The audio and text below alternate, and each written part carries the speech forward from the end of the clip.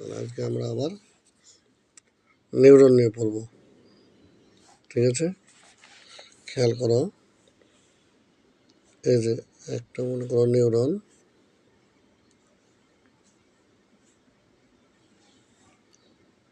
এটা একটা নিউরন,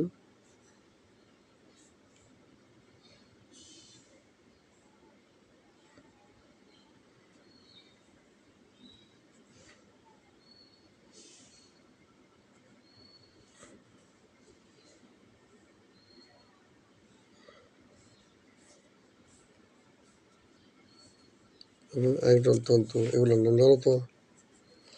তারপরে আবার খেয়াল করো,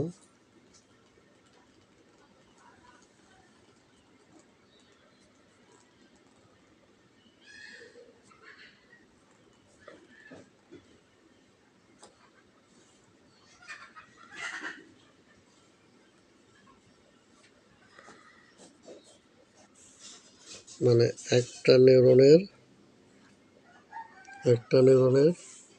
একজন তন্তু, আর একটা নিউরনের ডেনড্রন, আবার একটা নিউরনের একটা নিউরনের ডেনড্রন। এরকম করে তোমার মাথা থেকে, মানে পা থেকে মাথা পর্যন্ত চলতেছে। কথা বোঝা গেছে? কিন্তু একটা মজার জিনিস হচ্ছে, এখানে কোনো কি নেই, সংযোগ নেই। সংযোগ আছে কি? আছে না। এই যে এখানে সংযোগ নেই, এই জায়গাটার নাম হচ্ছে সিনাপস। এই জায়গাটার নাম কি? সিনাপস। ঠিক আছে, ইংরেজিতে এটাকে বলা হয় SYNAPS,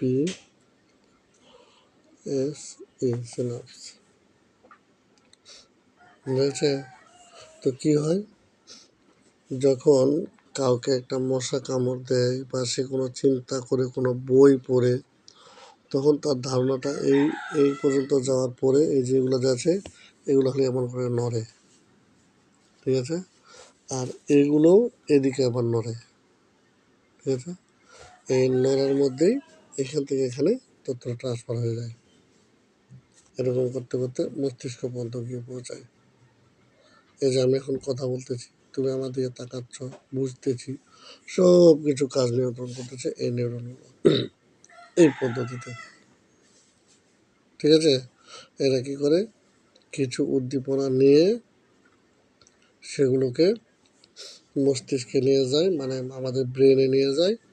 ব্রেন অর্ডার করে যে দেখো তো কোথায় কী হচ্ছে। যদি খাতায় অর্ডার করে ব্রেনটা, তাহলে আমি খাতার দিকে তাকাই।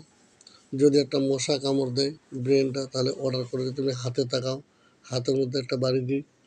এক কথায় এই নিউরনগুলোর মাধ্যমে তথ্যগুলো ট্রান্সফার হতে হতে হতে হতে আমাদের মাথায় যায়। তারপর পেশিকে আদেশ করে পেশি এটার পরবর্তী কী করে উত্তর দেয়। অর্থাৎ নিউরন কী করে, প্রকৃতি থেকে কোনো উদ্দীপনা গ্রহণ করে, ঠিক আছে, সেটা স্নায়ুর মাধ্যমে কোথায় নিয়ে যায়, মস্তিষ্কে। তারপর মস্তিষ্ক কী করে, অর্ডার করে কাকে, পেশিকে। পেশি যখন সেটা কী করে সাড়া দেয়, বা ওই উদ্দীপনায় কী করে অ্যান্সার প্রদান করে। ঠিক আছে, তাহলে এই হলো নিউরনের মোটামুটি একটা কাজ। এছাড়াও আমরা কালকে পড়বো যেটা প্রতিবর্তী ক্রিয়া কাকে বলে সেটা পড়বো। আজকে যে এটুকু দিলাম, এটুকু হচ্ছে নিউরন কীভাবে কাজটা করে তুমি তোমার ভাষায় বানায় লিখবা। ওকে, তাহলে আজকে এটুকুই শুধু।